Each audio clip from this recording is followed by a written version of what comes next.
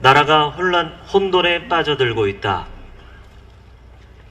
언론이 쉬쉬하고 있지만 모든 경제 지표가 곤두박질 치는 중이다.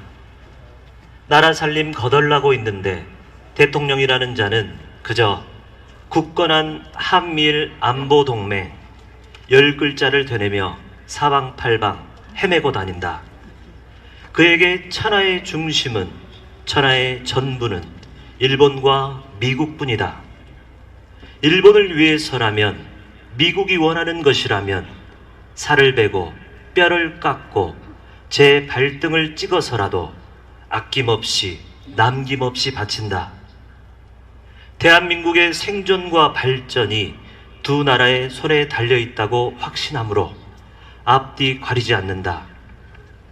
어째서 느닷없이 대만을 두둔해서 중국의 뒤통수를 치고 보란듯이 수십만 발 포탄을 보내서 러시아의 따귀를 때리는지, 그렇게 해서 벌어지는 결과가 무엇인지 그는 설명하지 않는다. 그리고 아무도 묻지 않는다. 그리하여 멀쩡하던 나라는 조용히 허물어지고 있다. 배 주고 배 속 빌어먹는다.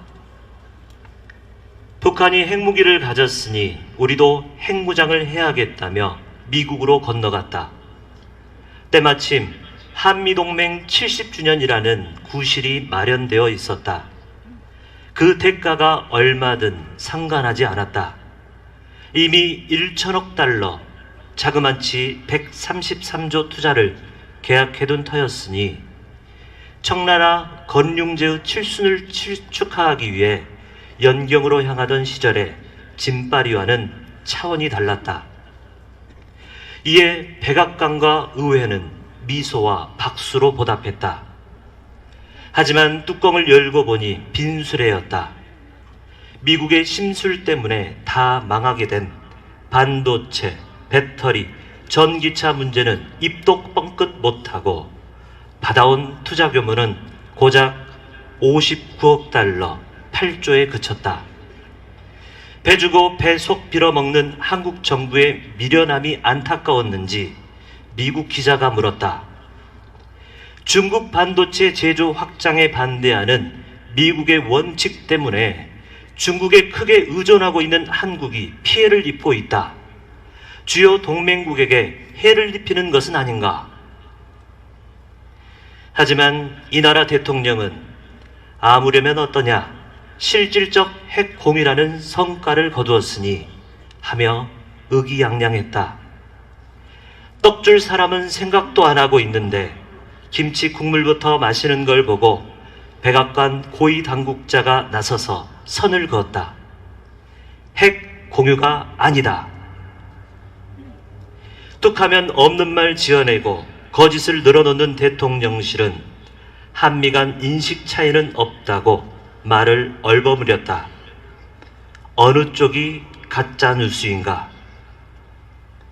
핵우산은 몰라도 핵 공유라는 주기도 하고 받기도 할 수 있는 물건이 세상에 존재한다고 믿는 그 자체가 허무맹랑하다. 차라리 남편이나 아내를 함께 갖자고 하는 편이 나을런지 모르겠다. 오죽했으면 우리 등불이 꺼져가니 기름을 좀 나누어다오 하는 처녀들은 미련하다 했겠는가? 너희가 쓸 것은 다 너희가 장만하라고 했던 처녀들이 슬기로웠다 했겠는가?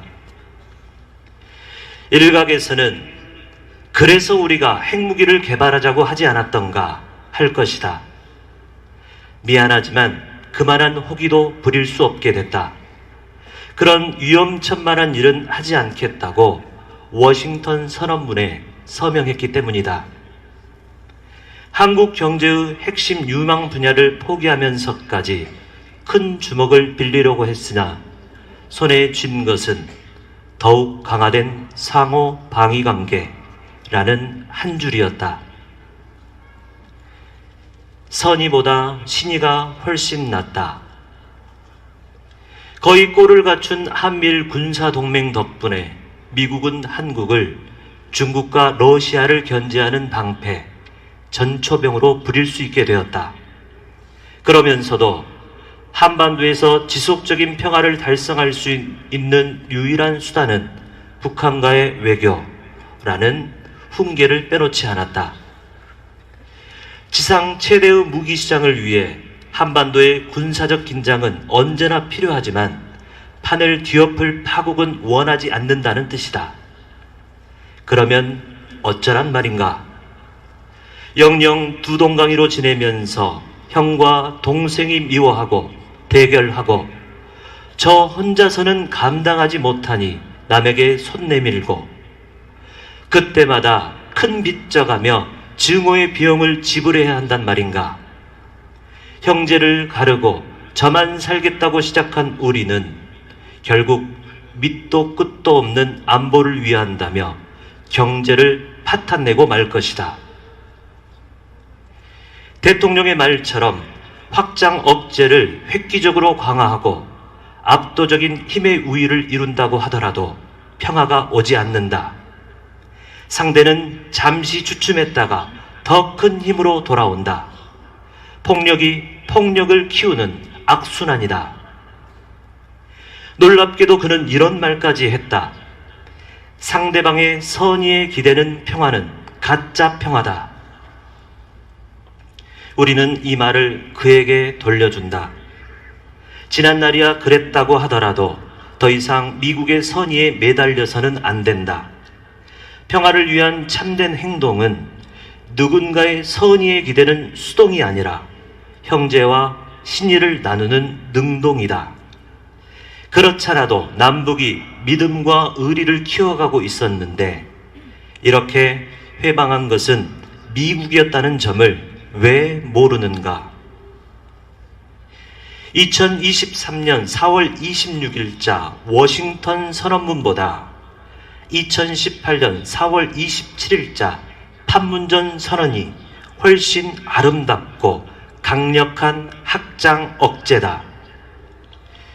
남과 북은 이미 그 어떤 형태의 무력도 서로 사용하지 않을 때 대한 불가침 합의를 재확인하고 엄격히 준수해 나가기로 하였다. 아울러 종전을 선언하고 정전협정을 평화협정으로 전환하며 항구적이고 공고한 평화체제를 구축하기로, 그리고 완전한 비핵화를 통해 핵없는 한반도를 실현한다는 공동의 목표를 만방에 약속하였다. 화해와 공생이라는 쉬운 길을 버리고 한사코 증오와 대결의 전장으로 내뛰고 있으니 애통하고 절통하다. 폭력 대 생명력. 자기들끼리 호의호식하는 걸 좋아하는 자들은 그들의 나라를 고집하고, 모두 함께 거루 살자는 민중은 우리 모두의 나라를 동경한다. 하나는 폭력으로 유지되는 나라, 다른 하나는 생명력을 발휘하는 나라다. 폭력은 억누르는 힘이고 생명력은 살리고 모시고 키우는 힘이다.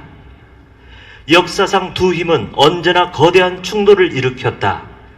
승리는 대개 폭력의 차지였으나 구원은 언제나 생명력의 몫이었다.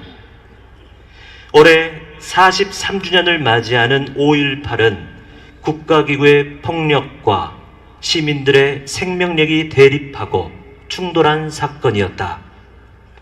군인들은 광주를 죽였지만 시민들은 군대를 구원하였다. 그들의 나라일 때 우리는 쇠했고, 우리 모두의 나라일 때 우리는 흥했다.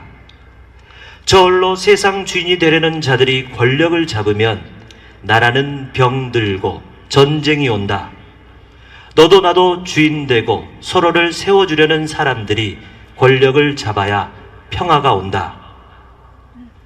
힘센 이가 힘없는 이를 누르고 짓밟는 그런 나라가 아니라, 경쟁에서 승리하는 사람만 살아남는 나라가 아니라, 강자가 약자를 보호하고 지켜주는 나라, 자기 안위만 찾는 지도자가 아니라 지혜롭고 착한 사람이 다스리는 떳떳한 나라가 일어선다.